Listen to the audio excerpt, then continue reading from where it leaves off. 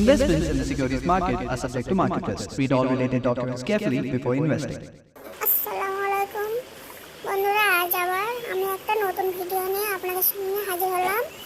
আজ আমি সারাদিন যা যা করবো আপনাদের সঙ্গে শেয়ার করব। প্রথমে আমি ঘরটা ভালো করে গুছিয়ে নিয়েছি, বিছানা সব তুলে নেওয়ার পরে এবারে আমি মা দুটো পুষ্কু পাখি রয়েছে, ওদেরকে আমি খেতে দিয়েছি, দেওয়া হয়ে গেছে।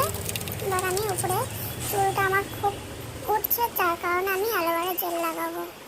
এখানে কাপড় চোপড় পরিষ্কার করে নিয়েছি, বাসন মেজে নেওয়া হয়ে গিয়েছে। এবারে বাজার থেকে বাজার নিয়ে এসছে, মাছ নিয়ে এসছে, চিংড়ি মাছ নিয়ে এসছে, রুই মাছ নিয়ে এসছে, তার সঙ্গে 20 টাকা করে শ নিয়েছে। মাছের ডিম এটাও কিনে নিয়ে এসছে। মাছের ডিমের বড়া খেতে আমার বাবার খুব ভালো লাগে, যার কারণে মাছের ডিম কিনে নিয়ে এসছে।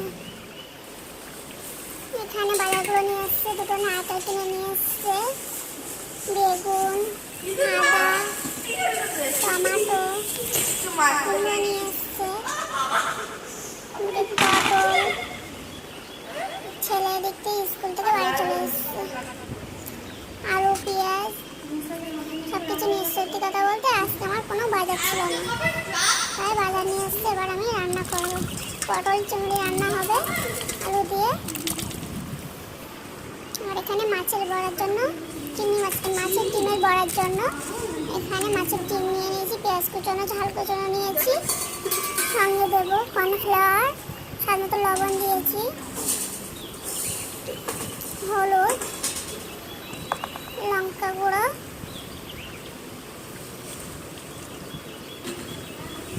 বেসন দিয়ে দিলাম 2 চামচ পরিমাণ,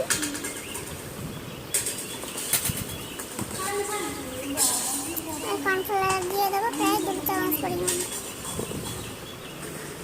দিয়ে এটাকে ভালো করে মাখিয়ে নেব। এখানে আমার একটা মশলা তৈরি করা রয়েছে, ঘরোয়া মশলা, সেই মশলাটা আমি দিয়ে দেবো।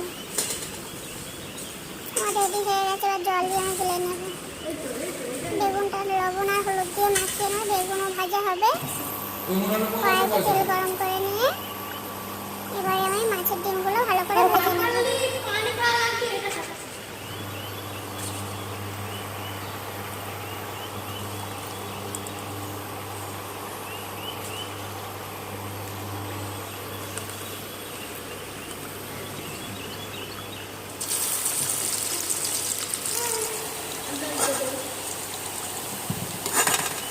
বড়ার মতো আকার দিয়ে আমি ভেজে নিয়েছি। বেগুনটা ভেজে নেব, তুলে নিয়ে ওটার মধ্যে আমি পটল চিংড়িটা রান্না করে নেব।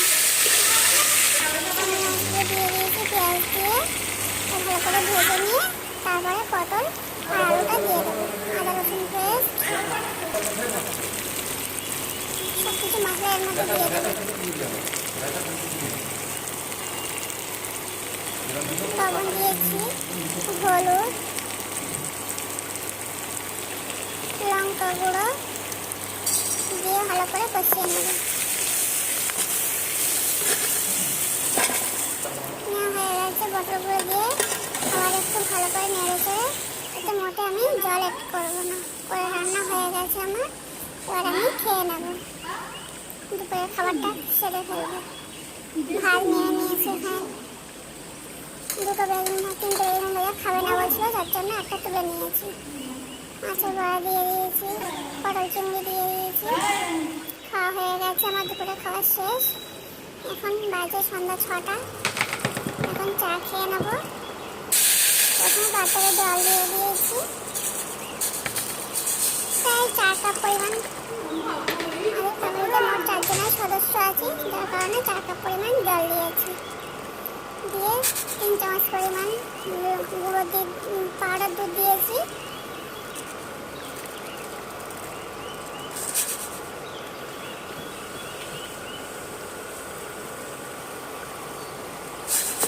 দিয়ে ভালো করে আমি দুধটা গুলে নেব। নেওয়া হয়ে গেছে, এই চামচে 2 চামচ আমি চা পাতা দিয়ে দেবো।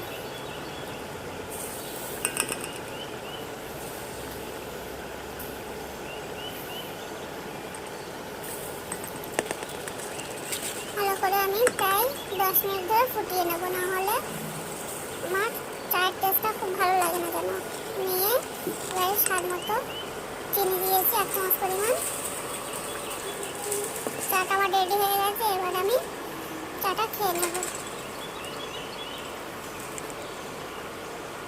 আজকের মতো আমার এই পর্যন্ত ভিডিওটা শেষ করলাম। যদি এই ভিডিওটা ভালো লেগে থাকে আমার চ্যানেলটিকে আপনারা সাবস্ক্রাইব করবেন। আরে শুধু সাবস্ক্রাইব করলে হবে, আমার চ্যানেলটিকে লাইক কমেন্ট শেয়ার করতে হবে। কারণ একটা ভিডিও বানাতে সত্যি অনেক সময় লাগে। সংসার সামলে তারপর এই ভিডিওটা বানাতে হয়।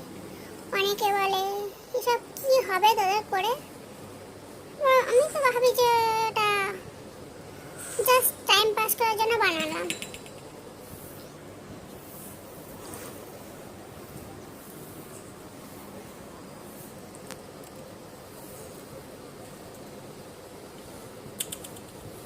আজকের মতো বাই।